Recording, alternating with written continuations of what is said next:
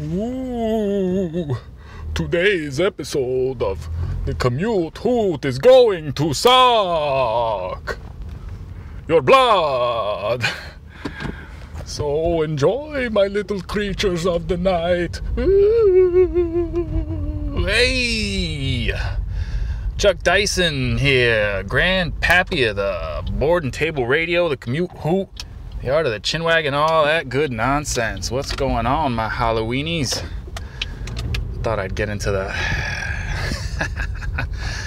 spirit here. Hey, bicycle cart guy. What's up, bicycle cart guy? I'm here with the Commute Hoot. So, if you're drawing, writing, crafting, right, or if you're just trying to get to where you're trying to get, hey, cheers, mate. You came to the right place. So, kick back and enjoy while I do it to you in your ear hole. I had a couple hoots on the mind whenever Halloween comes around. I was trying to get up some older casts. I got a baddie cast talking about skellies. Maybe that'll be up. Maybe this will be moot. Yeah, in the month of Halloween, man, because it's the whole month. Let's be clear, right? For us nerd cosplayer, right, obsessives. Yeah, we never pass up a good opportunity to get in costume. So I had a couple ways to go. I think ultimately what I've settled on, what I thought I'd hoot at you about is a little an RPG. Got an RPG cast, a little topic that's near and dear to my unbeating heart, right? I thought I'd harp about what I learned from Castlevania. So you already know this is going to be time well spent. Being facetious, by the way. I got this giant pumpkin rolling around in my back seat. This is official. Driving home dressed like a mime. Halloween Eve, right? Commuting home. So yeah, man, it gets no spookier. So RPG games, there's so many directions. Like I said, I could have gone, whenever it comes around this time, right? You could always go horror and the many flavors thereof. That's definitely a deep topic. Actually, it's almost I can't even, you can't even go into such a deep topic, man. Not half cocked and just by the seat of my pants like I always do these hoots. So I can't dissect really what it means. Everyone's brand and breed of horror is different, right? Or at least it ought to be. So I could have gone horror. I could have gone Lovecraft, right? I could have gone Call of Cthulhu. But I think for the sake of the hoot, Castlevania. And so if you don't know what Castlevania is, let me give the brief synopsis, right? Hey, you gonna let me go or what? Come on, have a little mercy for a mime. You're heartless. All right. Castlevania is a video game that originated in the 90s, or was it maybe the late 80s? I'm pretty sure that was the 90s. Came out on the NES originally, and it was like your first kind of horror-y game for the NES, man. 8-bit horror, right? That was my horrible 8-bit death. Yeah, so it was a little side scroller known to be like really, really hard, right? And it had its charm back then. But the Castlevania I'm referring to isn't that one. Nor is it the next one, right? That maybe it came out on the NES. See, there have been a whole bunch of ports. I know the Sega had one that cost like $1 billion now. I wish I could get my hands on it. There's been Super NES. I'm sure every system's had a Castlevania by this point. But the one I'm referring to, right? The one I'm hooting about is Castlevania I believe I played it on the PlayStation or no, you know what? It was the PlayStation 2. I'm pretty sure it was the PlayStation 2. Symphony of the Night.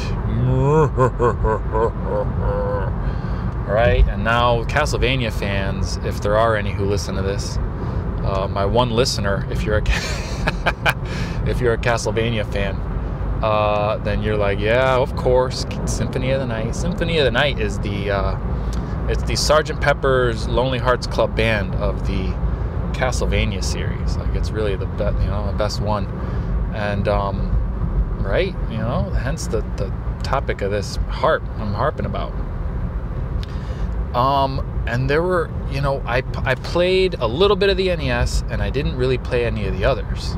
And so this was the one that, like, it sticks out, which, was just cool for me because it was the better one too. And there were a couple things that I remember from that game to this day. Okay, and so now take yourself right to 2000 something, right? 2000, and so the place, maybe it was the PlayStation. See, the thing is, the game was still a side scroller, and so that's what kind of throws me off a little bit. It very well could have been the PlayStation 1, because the PlayStation 1 had decent, like, 2D graphics with, like, starting to integrate 3D stuff. They had the hybrid, the 2.5D. Oh, I heard that before. Yeah, so it was a side-scrolling game, but really nice, really polished, right? Holy smokes, I'm passing East Hartford, man. I haven't even gotten anywhere. Oh, I told you it was suck. Yeah, so it was side-scrolling game with RPG elements and, like, some 3D effects getting thrown in. And it's getting more advanced, right?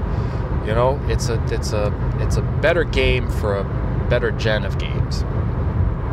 And but those are kind of the mundane bits, because that's not what stuck out, right? I'm just giving you the synopsis here, right? But what I recall about Castlevania Symphony of the Night was two things. Okay, so here we go. I'm gonna see where I get on this. The first and most, again, if you're a fan of Castlevania, you're like, yeah, definitely, I know that, right? This might not be so, whatever, noteworthy. But, for me, it sticks out and stays with me. I still think about it when I, for example, as a GM, design a dungeon, or if I'm, like, embarking on not even just like a one-off dungeon, like a big project, something really substantial, like borderline writing a campaign or a whatever, right? The first thing is the how do I put this? The Uber dungeon effect. Yeah, let's call it that. The UDE. Okay, I'm coining it. The Uber dungeon effect is something that, like I said, I refer to this day, and this is the first and most prominent thing that I remember from this game. In Castlevania, basically the story is, you're a vampire hunter, and actually I think in this one you kind of are the vampire. I believe in Symphony of the Night, that rolls off the tongue. I believe in Symphony of the Night, you're Alucard, so you might be a vamp or like a, Daywalker, Wesley Snipes situation. I don't remember. I remember though that I think there was a couple choices of character, and you're fighting Dracula, right? You're typical, right? With a name like Castlevania, what did you think you were going to be doing?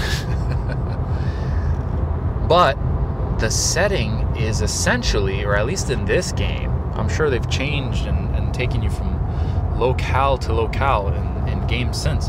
But in this one, you were basically in a giant, you were in Dracula's castle, but it was massive. It was a humongous Uber dungeon, like I was saying, was this big overarching place. It was so big that you're essentially in the dungeon the whole time. Okay, and so this is the spirit of the UDE here. If you wanna, right, rip it and apply this to your game, right? The spirit of this huge overarching dungeon is that you're, in a way, in the back of your mind, you're kind of never out of the action, right? It just gives it a more dire feel to it, you know, because you, for example, in a typical game like of D&D, you have the dungeon and then you have the town, right? Or you got the place that you go to where you re-up and you get your thing and you rest and you talk to the dude with the one leg, you know, because he's got a story or two. Right? You do all that shenanigans in the tavern. That happens at the town, and then maybe side quests, and then doop, and then back to the dungeon, and treasure comes back, and you build up this little rhythm. That's where it gets the kind of pejorative term, the dungeon crawl, which I don't take offense to, right? It's a point of pride for me. But anyway, so the dungeon crawl, right, from the dungeon to the town and back again, wash, rinse, repeat. In the Uber dungeon, right, in Castlevania, not so. You're just in the castle, and there are places that are like marketplace-like, you know, like I remember those, like this creepy, you know, like essentially the equivalent of like the armorer, you know, in a town, like where you would get your weapons and gear and stuff. That guy was there in spirit, but he was like a friggin' skeleton or like a zombie or something, right? Like, and he was just in some corner of the castle, you know, in a safer spot of the castle, but still, you know, just, you're never completely out of harm's way. So that always sticks out to me, and it makes the dungeon feel, first of all, bigger and more overarching, more immersive. And it lended, just like I said, a sort of direness to the whole game, which is, you know, just super dope. So consider Castlevania, right? Consider the Uber dungeon. Consider the castle. Dracula's castle. Oh, ho, ho, ho, ho.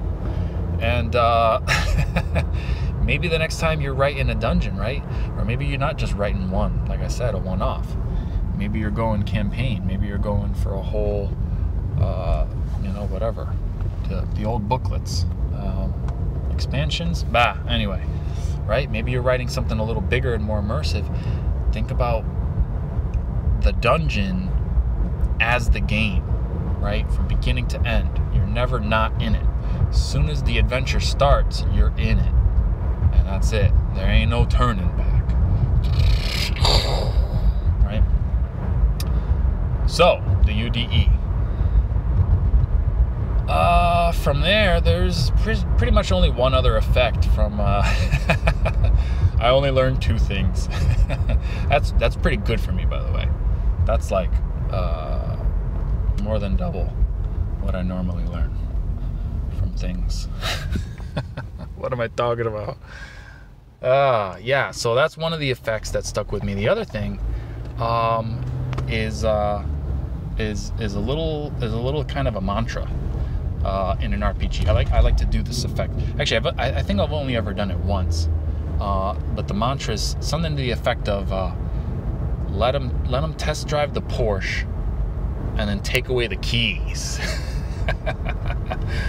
Right. Let them get a taste of it, and then yank it away. Okay.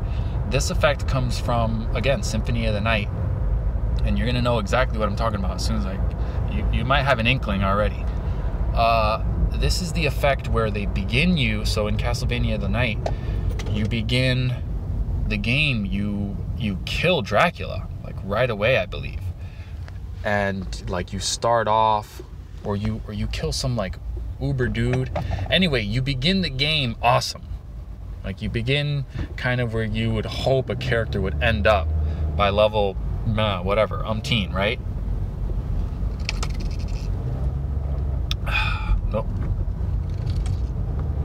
Wow, I'm almost on Main Street. Gotta wrap this junk up. Gotta get to some pumpkin carving. Wash this mime makeup off my face. Yeah, you start off like just Uber, whatever. You start off in your super, you start off Super Saiyan, right? You don't gotta go KO Ken. They begin you that way, right? They begin the game, I should say, begin you. They start you off Uber, and it feels awesome. You're like, whoa, what? Is this what the game is gonna be like? It's like, I wonder, did Mega Man X do this? I feel like maybe they did something like that too, right? It'd be the equivalent of Mega Man just starting off with all his superpowers or whatever. Or the Super Saiyan. That was a good enough analogy. One analogy per. Gotta remember that. All right, one analogy per. And you just like kick the guy's ass. If he's not Dracula, he's like a main boss or like a important dude, and you think it's just like, what? Like over in the first act? What's up with that? But then, obviously they like, it continues and the game goes on. It's a whole game. And I don't remember what he does. He just kind of like, whatever. They just troll you. They're just like, oh, I'm not dead, I guess. But they knock you down several pegs. All right. So here's the paper thin point of it. You start off great, and then bam, the game actually begins, and you actually realize what you've got to work with. Your dash is all like short, you're like, whereas a moment ago you were like dashing across the stage and right. People are looking at me with this makeup. Hey, what's going on, lady? Yeah. So give him the keys to the Porsche, right? And then take him away, or let him test drive it, I should say. I did it once, actually, in a kind of a pseudo-y scientific whatever. I had a space opera, a homebrew space opera RPG called Odyssey. And I think I remember doing that with Josh. Like I started him off pretty diesel, and then bam, took him down several pegs. And then it's like, bam, you got him hook, line, and sinker after that. First of all, it creates a memorable moment, and then it gives the player a feel for the car, right? Gives them a feel for the Porsche, how she handles. He's got to know what he's into. And yeah, so yet again, man, right? Patch it, rip it, stick it, right? Attach it to your game. See if it doesn't bump it up another notch. I know for me, I'm thinking about that Uber dungeon, right? I'm thinking about that UDE. I definitely got the writing / game development cap on, and so see what we do, see what it's gonna be, right? I got a couple adventures and modules. That was the word. Holy smokes. Oh, I knew I'd get it eventually. Yeah, writing modules. Like I have a couple half written, and then I've got another adventure, and so like, right? Board and table, baby. We branching out there. Thinking to drive through RPG and all that whatnot. And hopefully you're down for the ride too, man. Right? We got our garlic knots, and our holy water bottles, super soakers, stakes in hand, right? Because the stakes is high.